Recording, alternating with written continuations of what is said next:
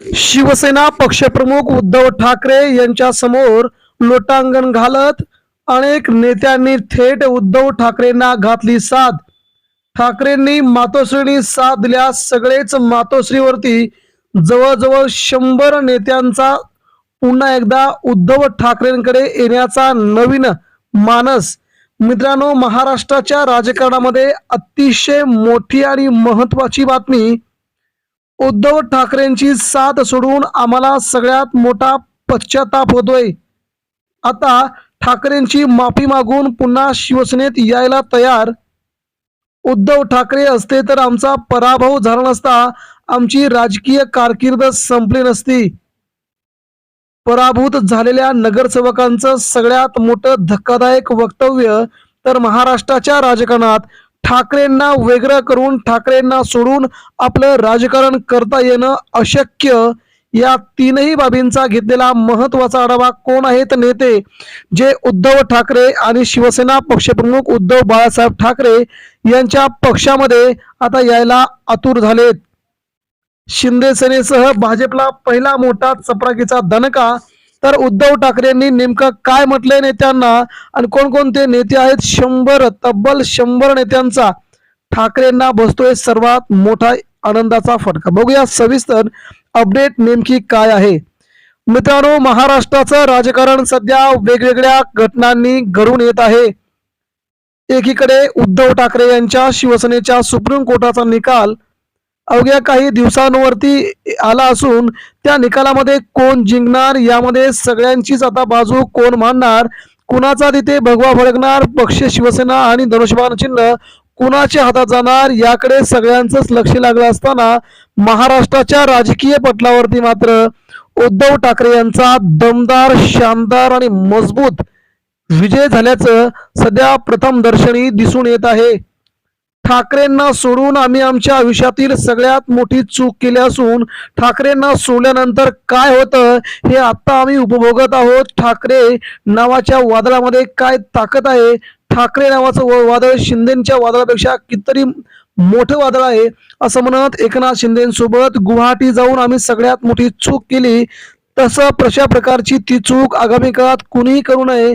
एकदा का राजकारणाचा गद्दारांचा शिक्का बसला की तो शिक्का कधीही पुसला जात नाही असं म्हणत अनेक नेत्यांनी आता मुंबईसह बृहन्मुंबई क्षेत्रातील बडे नेते उद्धव ठाकरे यांच्या संपर्कामध्ये आहेत. मित्रांनो, मुंबईतून पहिल्यांदाच मोठी अपडेट ती म्हणजे रवींद्र वायकर यांची कन्या असतानाही त्यांचा दारुण पराभव होतो. उद्धव ठाकरेंना सोडल्यानंतर नगरसेवक देखील होता येत नाही. मंत्री असणारा माणूस मुंबईमध्ये त्याच्या मुलीला नगरसेवक देखील निवडून आणू शकत नाही. ही ताकद ठाकरे नावात आहे. गद्दारी केल्याच्या नंतर किती मोठा पराभव सहन करावा लागतो, लोक एकाएकी कशी काय सोडून जातात याचं जिवंत उदाहरण म्हणजे रवींद्र वायकर यांची कन्या यांचा मुंबई महानगरपालिकेत झालेला पराभव. त्यांना आता आपली चूक लक्षात येत आहे. त्यानंतर सदा सरवणकर यांचा मुलगा समाधान सरवणकर यांची सून, त्यांची समाधान सरवणकरांची बायको, तिघेही एका दणक्यात मुंबई महापालिकेत तिघांचाही दारुण पराभव होतो.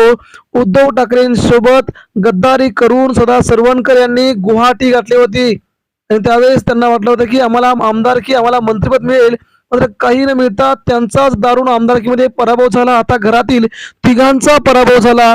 या सगळ्या घटनांनी मात्र सदा सरवणकर पूर्णपणे आता टेन्शन मध्ये आहेत.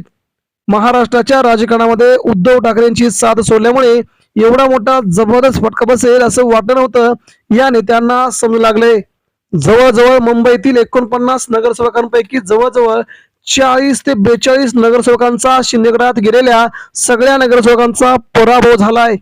40 ते 42 नगरसेवक पराभूत होणं म्हणजे शिंदेगडात जाणाऱ्या सगळ्या नेत्यांना आता मोठी चपराक बसल्याचं चित्र यावरून दिसतंय. मुंबईमध्ये सगळ्यात मोठी घडामोड घडत असतानाच महाराष्ट्राच्या राजकारणात शिंदेच्या सोबतच जाणं आगामी काळामध्ये विचार करून लोकांनी जावं अशा प्रकारच्या क्रिया प्रतिक्रिया येऊ लागल्यात. आता जवळजवळ या सगळ्याच नेत्यांचं भविष्य अधांतरी आहे. ना नगरसेवक, ना नेता, ना कोण. आणि आता नेमकं आयुष्य कसं जगायचं आगामी काळात निवडून येणं देखील अशक्य असल्यामुळं उद्धव ठाकरेंच्या शिवसेनेकडे जाणं किती महत्वाचं हे या नेत्यांनी सांगितलंय. त्यामुळे मित्रांनो, महाराष्ट्रात उद्धव ठाकरे यांना सोडून आपण आयुष्यातील सगळ्यात मोठी चूक केली का असं सध्या या नेत्यांना वाटू लागलंय. आपणास देखील उद्धव ठाकरे यांच्या शिवसेनेबद्दल काय वाटतंय? महाराष्ट्रातल्या बहुतांश नेत्यांची अशी अवस्था झाली, या मताशी आपण सहमत आहात का? आपल्या प्रतिक्रिया आमच्यापर्यंत पोहोचवा. धन्यवाद.